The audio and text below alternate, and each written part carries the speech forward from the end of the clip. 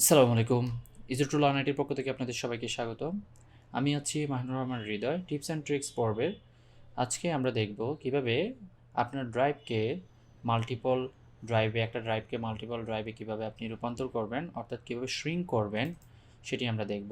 আমরা এখানে দেখতে পারতেছি আমার দিস পিসিতে অনেকগুলো ড্রাইভ আছে।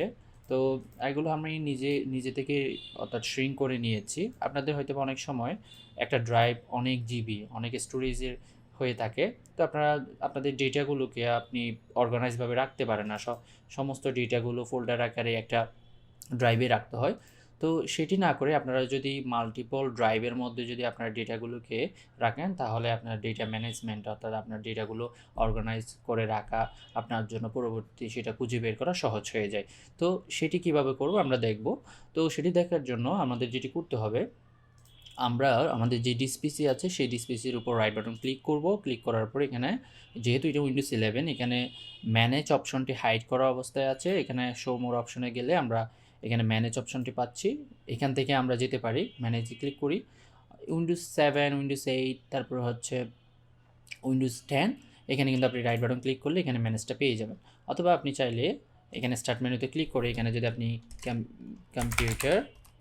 কম্পিউটার ম্যানেজমেন্ট এরকম লিখেন, তাহলে কিন্তু এখান থেকেও সেম আপনি এখান থেকে যেতে পারেন।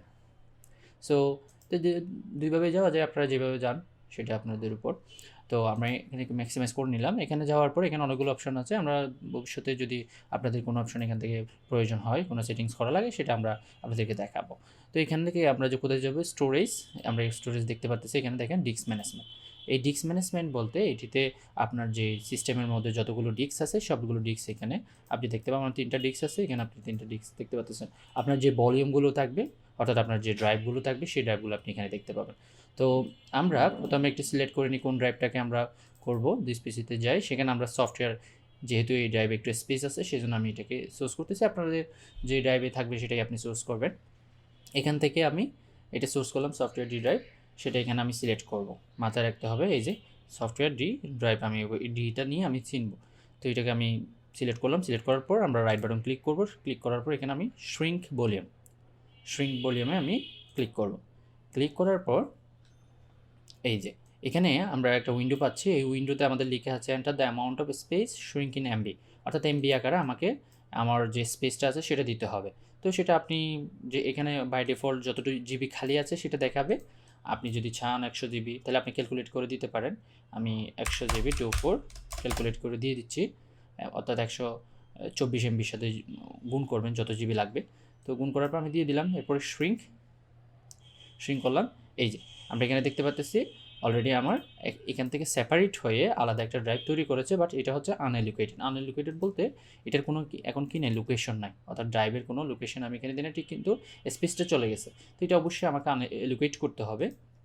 এলোকেট করার জন্য আমার যেটা করতে হবে সেটা হচ্ছে রাইট বাটন ক্লিক করব, যেটা আনএলোকেটেড স্পেস আছে সেটার উপর রাইট বাটন ক্লিক করবো, অর্থাৎ ড্রাইভ আছে এখান থেকে নিউ সিম্পল ভলিউম, এরপরে নেক্সট ক্লিক করব। এখানে যাই আছে তাই নেক্সট, এরপরে যাই আছে তাই নেক্সট। এখানে এসে আমরা চাইলে আমাদের ভলিউম লেভেল অর্থাৎ আমার যে ড্রাইভ আছে সেই ড্রাইভের নামটা দিতে পারি। আমি এখানে জাস্ট মিডিয়া দিয়ে দিচ্ছি, আপনারা যেটা ইচ্ছা সেটা দিতে পারেন। এরপর আমি কি করব, নেক্সট ক্লিক করব, ফিনিশে ক্লিক করার পরে আপনারা এখানে দেখেন মিডিয়া নামে একটি 100 জিবি ড্রাইভ এখানে তৈরি হয়েছে। সো অথবা আপনারা যদি এখান থেকেও না গিয়ে আবার এখানেও দেখতে পারেন, এই যে দেখেন মিডিয়া নামে একটা ড্রাইভ তৈরি হয়েছে। আসলে এটাকে বলা হয় শ্রিঙ্ক ভলিউম, উইন্ডোজের ভাষায় এটাকে বলা হয় শ্রিঙ্ক ভলিউম। আবার বলে দিচ্ছি, একটা ড্রাইভ থেকে অর্থাৎ আর একাধিক ড্রাইভে পরিণত করাকে বলা হয় উইন্ডোজের ভাষায় শ্রিঙ্ক ভলিউম। তো আজকে আমরা এই ভিডিওতে দেখলাম কীভাবে শ্রিঙ্ক করতে হয়।